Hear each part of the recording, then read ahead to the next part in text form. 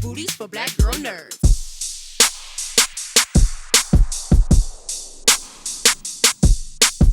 Thank you guys for your time. I appreciate it. Hi. In the grouping of the three of you, I thought about knowledge of self and what we know ourselves to be versus what other people think we are or who they believe we are. So, Jessie, I'll begin with you. Alina means so many things to so many different people, but who do you personally think she is? Yeah, I have a real strong sense of Alina and her inner world and her backstory.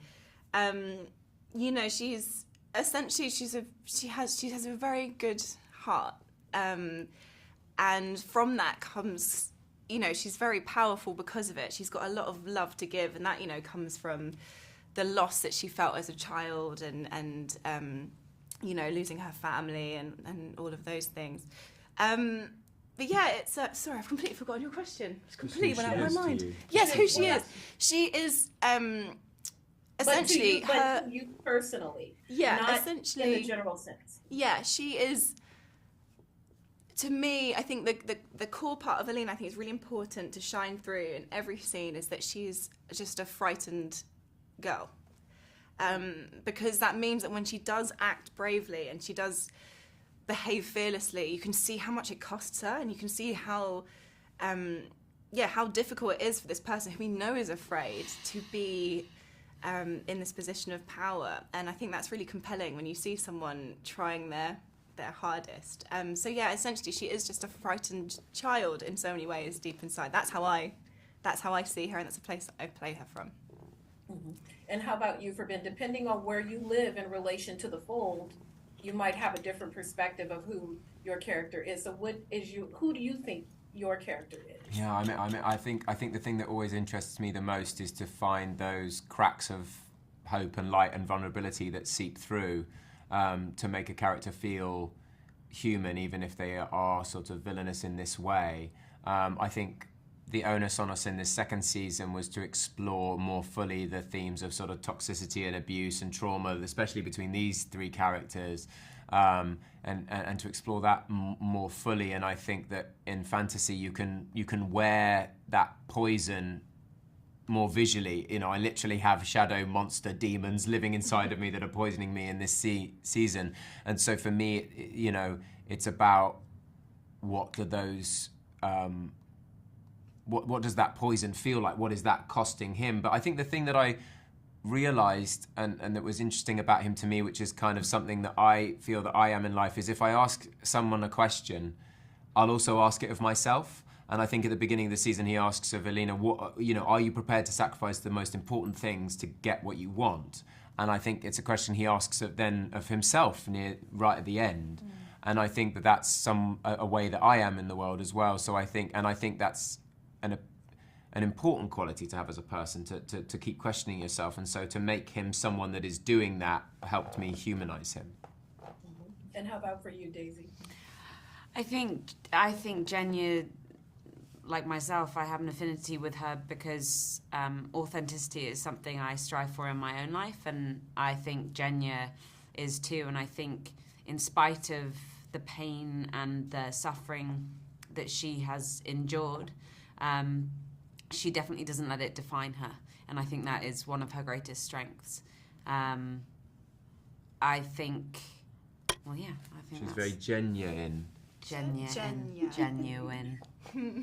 I thank you all for your time. It's been fun trying to think of what to ask you without ruining it for everyone. Yeah, so no, it's a great question. For those beautiful insights, and have a wonderful season. Thank you so much. Thank you so much.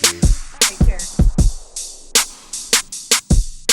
Thank you all for your time. Thank you. And as I come in here, I'm glad that we've been having this discussion about spoilers and how to talk to you all in a way that keeps it blissfully spoiler free for the audience. So I wanted to talk to each of you about your character's individual relationships with the fold, which is a character in itself. So beginning with you, Lewis, how would you describe Tolya's relationship with the fold and how it affects? Well, it's definitely not a loving relationship. I'll say that. Yeah, that's good that you mentioned that the fold is kind of like a character on its own. I think that Tolya is well read and well prepared for these type of, let's say, spiritual-esque phenomenons that feel, larger than life or from a different dimension type of, thing. I think that he believes in that, and he has really strong faith when it comes to, who he trusts and how he lives his life and how he behaves. So yeah, I think he's mystified by it, of course.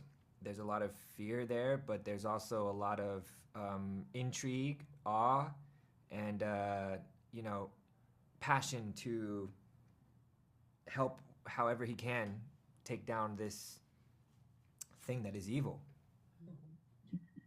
And the same over to you, and every character has their own sort of visceral reaction to it: help, hindrance, fear, bravery, whatever. What would you say is your character's direct relation or response to the fold and what it represents? I think Tamar's reaction is like, bring it on, like it is for most things. Just like, oh, you think a fold can stop me? Come on, let's go.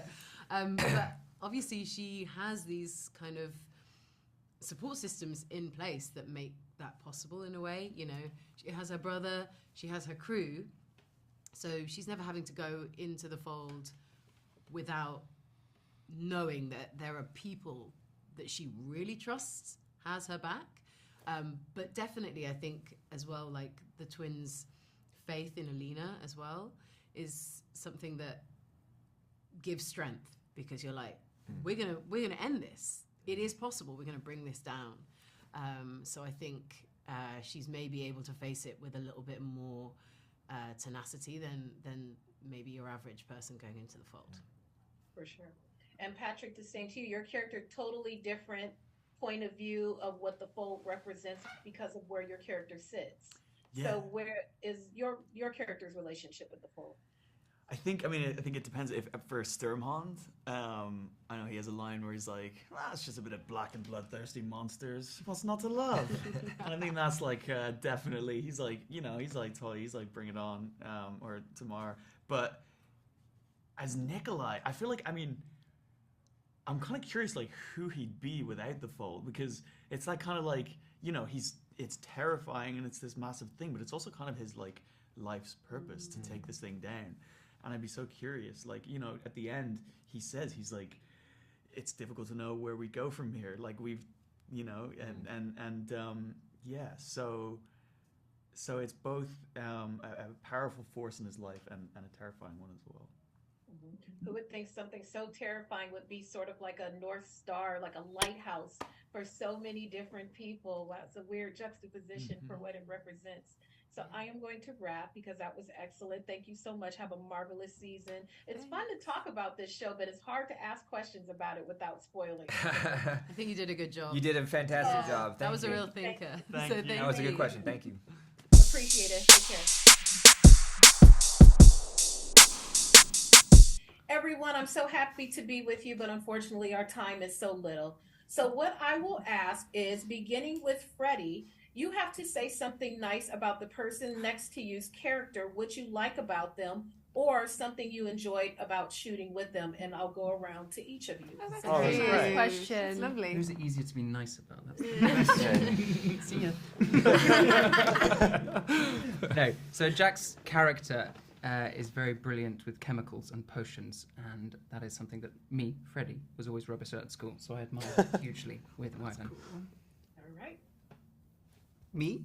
No. Yes. Is there a direction we have to go in? Okay. You have to go now to the person in front of you. I mean, go back to Freddy. Actually, no. The shooting the whole. I mean, it wouldn't have been like a centimetre as enjoyable had I not been working with Kit the whole time. In a very personal actor-to-actor way, just completely delightful the whole time. Took a lot of technical skills and lessons. I just learned so much from watching him work. And Jesper, I think, has bravery in a way that I'd only imagine I could have one day. I think that's what I'd say. That's awesome. Wow. Thank you. Yeah, Danny. Well, I think from our dynamic from season 1, we all get various kind of quips and tricks and so on. But I think I got to kind of like hold the funny corner, I think, of our little trio. And I think Danny coming in kind of we get to operate on this kind of like banter level where we have different types of humour that still match up. And there are moments where I'd be going through the script going, where's my joke? And I'm like, oh, Danielle's got a joke this time. But I think, and I was like, yeah, well, we can share the space, it's fine. Yeah. But I really loved, actually from the very first day, you had a lot of great stuff in that scene we were doing. And I remember watching it and going like, oh, the whole group thing is changing now. And the whole dynamic of how we work as a group. And that was really, really lovely to see you kind of do your thing, and also a really fun thing for the characters that we get more interactions with different types of people. So yeah, that'd be it. Thank you, bro. No, King and Queen of Banter. I wish I could do that. Amita. Okay, well, I'll start with Inej. My favourite thing about Inej as a character is her like inability to fake it, to be inauthentic, and I think she is so like grounded and soulful and just like honest in her interactions, and she won't and I think that then, because she won't ever stray from that, forces other people to meet her with a certain amount of authenticity, which is obviously why Kaz and her can't really work at the start, because he's so many layers and she's like not buying any of that, basically. And then what I love about acting with Amita is that she really doesn't she's hard on herself. And it was sometimes too hard on herself, of course. But there was one day I remember that we had she had quite a big scene and was feeling a little bit disconnected from your body, which can happen. It happens to us all. So we went out and we were like punching the walls and like trying to like connect in. Like she wouldn't accept that, to just like float on top of the text. Like she wanted to get like really into it and like into her body and like wouldn't take anything less. And I was like, respect, let's go punch and kick some walls on each other. We did that. It was awesome. Yeah, it was cool. That was great. Thank you. Mr. Calahan. So with your character, I think what Inej and Matthias, even though, is that a spoiler? Well, you haven't worked together yet. Yeah, we haven't worked together yet. That's not a spoiler. No, it's not. We'll discuss it. Okay. God, I'm really bad at giving. Anyway, is that they both have a lot of faith. They, it's what grounds them. It's what gets them out of. It's what gives them hope. And I think these two characters connect really well in that. And even though Mr. Matthias over here is the muscle and is the fighter, Inej is a fighter in a much different kind of way. But in terms of working with you, unfortunately, we haven't had any scenes. But I just love you. I think you're brilliant. I think the way you come to set and the way you work and the way you put your heart and soul into everything is really beautiful and very inspiring. Thank you. It's really nice. That's all we have time for. I'm going to say an introduction we need. Bye. Last but certainly not least, so as far as acting with Freddy, I would say with everybody, but certainly with Freddy, I cannot wait to stand across from him and share the screen, but we haven't obviously had the opportunity to yet, but it will come. He plays a very, very, very difficult character to execute, but one of the greatest characters I think on television right now. It's such a depth to him, and darkness and fierceness, and also a patience and just like this ocean of feeling that he's kind of locked away, right? But he does a brilliant job at keeping it there. You see it all, and that's a very tricky and admirable thing to do as an actor. So I appreciate that in Freddy, and he really locks the show in for everybody. And as far as Kaz is such an intellectual. I really envy that about him in the sense of such a high, smarter than everybody else. And that's like, it's such a brilliant thing to watch, but as a character, I think that's one of the coolest parts about Kaz.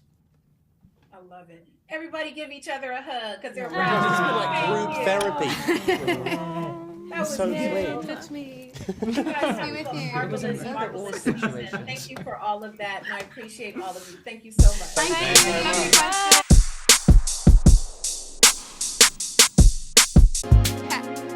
Better shake your booties for black girl nerves. Better shake your booties for black girl nerves.